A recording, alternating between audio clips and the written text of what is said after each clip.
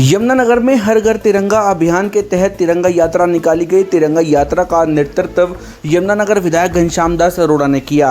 बड़ी संख्या में कार्यकर्ता हाथों में तिरंगा लेकर यात्रा में शामिल हुए। जगह जगह यात्रा का स्वागत भी किया गया।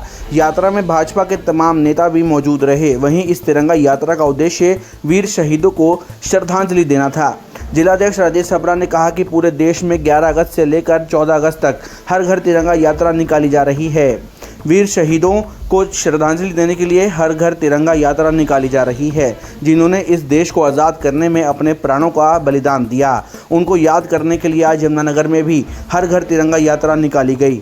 उन्होंने कहा कि देश की एकता व अखंडता और एकजुटता का संदेश देने के लिए यह यात्रा निकालने का मकसद था। यह यात्रा यमुनानगर रेलवे स्टेशन चौक से शुरू हुई, जहां पहले महाराजा अग्रसेन की प्रतिमा पर पुष्प अर्पित किए गए। उसके बाद शहीद भगत सिंह चौक पर शहीद भगत सिंह की प्रतिमा पर पुष्पांजलि अर्पित की गई। तो वहीं विभिन्न चौकों से होती हुई यमुनानगर विधायक घनश्याम दास अरोड़ा के कार्यालय पर इस यात्रा का समापन हुआ। उन्होंने कहा कि ये पहली यात्रा यमुनानगर विधानसभा की है, जिसके बाद यमुनानगर जिले के चारों विधानसभाओं में अलग अलग दिन ये यात्रा निकाली जाएगी। 14 तारीख को महामहिम राज्यपाल भी इस यात्रा में शामिल होंगे और उनके नेतृत्व में भी एक यात्रा निकाली जाएगी। 11 अगस्त से लेकर 14 अगस्त तक पूरे प्रदेश भर में हर विधानसभा में माननीय मोदी जी के आह्वान पर इस प्रकार की तिरंगा यात्रा निकाली जा रही है।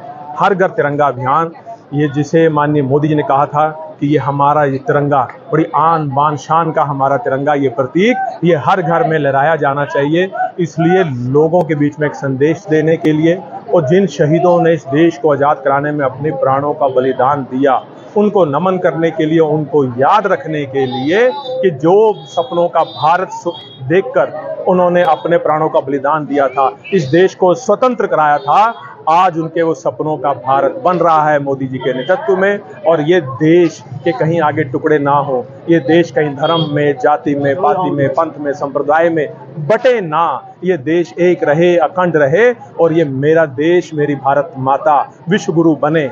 इसके लिए हमने आज तिरंगा यात्रा निकाली है और उन सभी शहीदों को नमन किया है जिन्होंने इस देश को स्वतंत्र कराने में अपना बलिदान दिया। कहाँ से यात्रा शुरू हुई, कहाँ पे? आज यमुनानगर विधानसभा की यात्रा स्टेशन चौक से शुरू होकर शहीद भगत सिंह चौक से होती हुई यमुनानगर में माननीय विधायक जी के कार्यालय में समाप्त हुई है।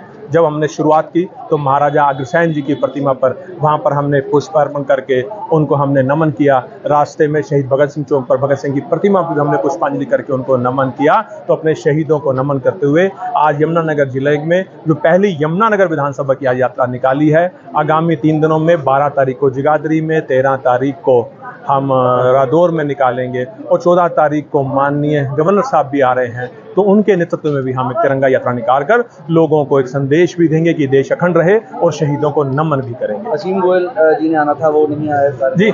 असीम गोयल जी ने आना था तो उनकी बड़ी जरूरी मीटिंग्स आ गई। संगठन ने उनकी कैथल में जिम्मेवारी तय की है तो वो आज कैथल गए हैं।